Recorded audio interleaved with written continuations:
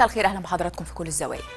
في كل الزوايا كنا ضربنا جرس انذار من فتره، حذرنا وقلنا انه هذا الشتاء هو شتاء استثنائي غير كل سنه، وقعدنا شويه نرن في الجرس.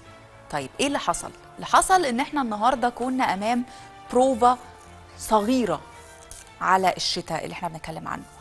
نقدر نقول ان حجم الامطار النهارده كان قليل، والقليل ده تحول الى برك ميه في بعض المناطق. وهنشوف دلوقتي مع حضراتكم مثال.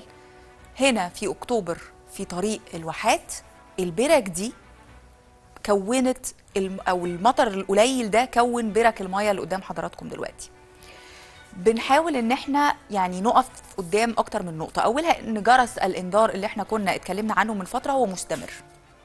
الزاويه الثانيه اننا قدامنا دلوقتي زي ما قلنا بروفا، عندنا مشاكل او ديفوهات في بعض الاماكن، فنقدر ان احنا نبتدي نشمر يعني ايدينا كده ونشتغل علشان نصلح الديفوهات دي. واحنا مش بنتكلم على اسكندريه ولا بنتكلم على مناطق فيها زي كرموز وسيدي بشر، مش بنتكلم على مدن واماكن وشوارع قديمه، احنا بنتكلم على مدن زي اكتوبر والتجمع.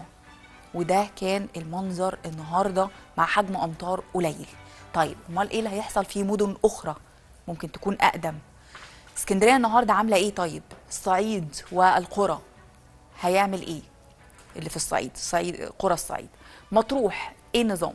ده دورنا هو التوعيه، وان احنا نشاور على المكان اللي ممكن يكون محتاج نور او كشاف نور عليه.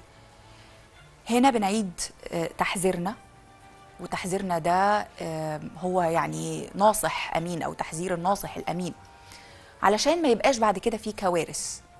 وهنناقش اكيد موضوع الجو الايام دي ومواضيع تانية، وهنناقشها بتفصيل اكتر هنا في كل الزوايا علشان نعرف ازاي ناخد بالنا. خلونا يلا نبدأ كل الزوايا.